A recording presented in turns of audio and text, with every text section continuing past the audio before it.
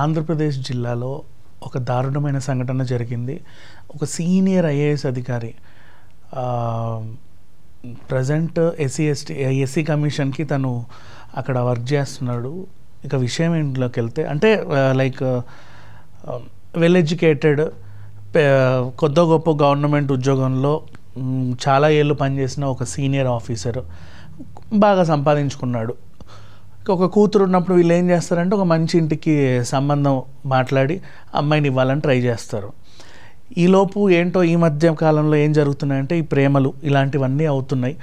ఈ అమ్మాయి కూడా ప్రేమలో పడింది. యాక్చువల్గా సీనియర్ ఐఏఎస్ అధికారి గుంటూరులో ఉండేవాళ్ళు వీళ్ళు. యాక్చువల్లీ వాళ్ళ అమ్మాయి మాధురి సాహితీబాయి ఎక్కడో నంద్యాల, బేతంచెర్ల, బుగ్గనపల్లిలో ఉండే ఒక రమేష్ నాయుడు అనే ఒక ఆయన్ని ప్రేమించింది. వీళ్ళు చిన్నరాముడు, వీళ్ళు ఎస్సీ కులానికి చెందిన వాళ్ళు నాయుడుస్. సరే, నాది మంచి ఉద్యోగం, నాకు చాలా అది ఇది అని ఏదేదో చెప్పి నమ్మించాడు. వాళ్ళ వైపు ఏంటంటే యాక్చువల్గా ఒక పెద్ద ఆఫీసర్ల కూతుర్లను పెళ్ళిళ్ళు చేసుకుంటే ఏదన్నా గవర్నమెంట్ జాబ్లు వస్తాయనో, లేకపోతే ఏమన్నా వర్కౌట్ అవుతుందేమో, వాళ్ళకి బాగా ఆస్తులు ఉంటాయేమో, పేరున ఇల్లు వాకిలి లాంటివి రాసిస్తారేమో అని కొంచెం ఆశపడతారు. అది ఈ రోజుల్లో అది కామనే. కాకపోతే ఏంటంటే అబద్ధాలు చెప్పి కూడా పెళ్ళిళ్ళు చేసుకుంటున్నారు చాలామంది. ఉద్యోగం లేకపోయినా పెద్ద ఉద్యోగం అని చెప్పేసి, అంటే ఆ మాత్రం అట్లా పెద్ద ఉద్యోగం అని చెబితేనే పెద్ద పెద్ద సంబంధాలు వస్తాయని. ఆ పెద్ద సంబంధం వచ్చిన తర్వాత వచ్చే కట్టంతో ఏదో రకం కొన్నాళ్ళు నెట్టుకొచ్చి ఆ తర్వాత ఉద్యోగం సంపాదించవచ్చు కదా అనే ఆశలు కూడా కొంతమందికి ఉంటాయి. బట్ ఈ కేసులో ఏం జరిగిందో తెలియదు. యాక్చువల్గా చెప్పాలంటే ఈ అమ్మాయి ఆత్మహత్య చేసుకుంది. ఆ లొకేషన్ ఎక్కడంటే పుట్టింట్లోనే. రీసెంట్గా ఇంకా అమ్మాయి నేను వాడిని ప్రేమించాను, నేను అటే వెళ్ళిపోతాను అని చెప్పి అంటే వీళ్ళు ఒప్పుకోలే స్టార్టింగ్. తర్వాత సర్లే అని చెప్పి వాళ్ళు అక్కడెక్కడ మహానంది దగ్గర రిజిస్టర్ మ్యారేజ్ చేసుకున్నారు. తర్వాత మిమ్మల్ని చూడాలని ఉంది, మీతో మాట్లాడాలని ఉందని అమ్మాయి ఒక మెసేజ్ పెట్టింది కొన్నాళ్ళ తర్వాత ఇంట్లో వాళ్ళకి. ఆ మెసేజ్ చూసి అసలు అమ్మాయికి ఫోన్ మాట్లాడడం కూడా కుదరట్లేదు. ఒక మెసేజ్ అయితే చేసింది, ఏంటి పరిస్థితి, ఏమైనా అయిందా ఏంటో అని చెప్పి ఒకసారి కనుక్కుందామని చెప్పేసి అక్కడికి వెళ్తే చిన్న ఘర్షణ జరిగింది. మా అమ్మాయిని మేము తీసుకెళ్తాం. వీళ్ళందరూ కూడా పోలీస్ స్టేషన్కి వెళ్ళారు.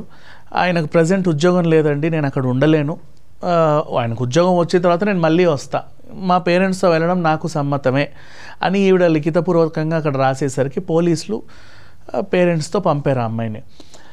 మరి ఏం జరిగిందో తెలీదు. తన మనస్తాపానికి గురైంది. 2 నెలలైంది ఇంటికి వచ్చి. Already pregnant. చూసింది ఇంట్లో ఎవరు లేని టైంలో ఆత్మహత్యకు పాల్పడింది. అంటే మనసులో చాలా వేదనలు ఉంటాయి. ఇప్పుడు అబ్బాయి తరఫున వాళ్ళు ఏమంటున్నారంటే లేదు లేదు లేదు లేదు పుట్టింటోళ్ళే చంపేశారు, నాకు కూడా ప్రాణహాని ఉంది, నాతో పెళ్లి చేసుకోవడం అసలు వాళ్ళకి ఇష్టమే లేదు, ఆయన కూడా పెద్ద ఆఫీసరు కాబట్టి మా భార్యను కూడా వేధించి వేధించి వేధించి చంపాడని వాళ్ళు కూడా ఒక కంప్లైంట్ రేస్ చేశారు. ఇక్కడ విషయం ఏంటంటే ఒక ప్రాణం పోయింది, పుట్టింటోళ్ళే చేశారని చెప్పి వాళ్ళు, లేదు మెట్టినింట్లోనే అమ్మాయికి ఏదో జరిగింది అందుకే మనస్తాపానికి గురైందని చెప్పి వీళ్ళు. ఓవరాల్గా పరువు హత్యలు చూసాము. పరువు పోతుందేమో అని